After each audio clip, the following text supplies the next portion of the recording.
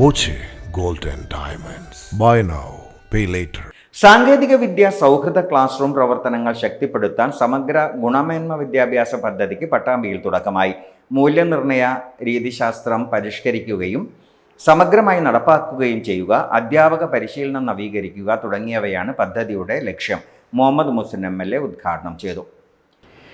വിദ്യാഭ്യാസ രംഗത്തെ ഗവേഷണ പ്രവർത്തനങ്ങൾ നവീകരിക്കുക, ഗുണമേന്മ വിദ്യാഭ്യാസത്തിനായി സമൂഹത്തിലെ മറ്റ് സ്ഥാപനങ്ങൾ, വകുപ്പുകൾ, സമിതികൾ എന്നിവയുടെ സഹകരണം ഉറപ്പാക്കുക തുടങ്ങിയവയാണ് സമഗ്ര ഗുണമേന്മ വിദ്യാഭ്യാസ പദ്ധതിയുടെ ലക്ഷ്യങ്ങൾ. ചുരുങ്ങിയത് ഒരു അധ്യാപകൻ 100 കുട്ടികൾക്ക് ഒരു അധ്യാപകനെങ്കിലും ഒരു വിദ്യാലയത്തിൽ ചുരുങ്ങിയത് നമുക്ക് ആഗ്രഹം ഒരു 50 കുട്ടികൾക്ക് ഒരു അധ്യാപകനെങ്കിലും പരിശീലനം നേടുക എന്നുള്ളതാണ്. മിനിമം പരിശീലനം നേടണം.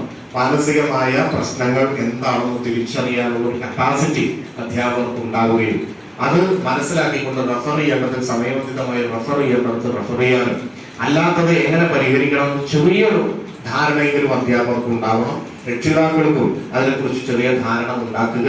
അതോടൊപ്പം കുട്ടികൾക്ക് എൻ്റെ മനസ്സ് ഇങ്ങനെയൊക്കെ പറയുന്നത് പരിധി വിട്ട് എനിക്ക് കൺട്രോൾ ചെയ്യാൻ പറ്റുന്നില്ലെങ്കിൽ ഞാൻ ശ്രദ്ധിക്കേണ്ടതുണ്ടോ എന്ന് തിരിച്ചറിയേണ്ടതും കുട്ടികൾക്ക് അനിവാര്യമാണ്. അതിനു വേണ്ടിയിട്ടാണ് നമ്മൾ മാനസമിത്ര പദ്ധതി ഉണ്ടാക്കുന്നത് എന്ന കാര്യം അറിയിക്കുകയാണ്.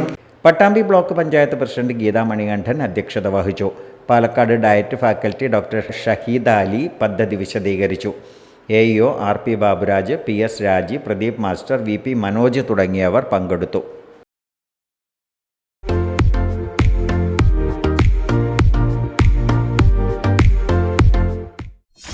.view ന്യൂസ്, കാഴ്ചകളാണ് ലോകം, കണ്ടു തുടങ്ങുക.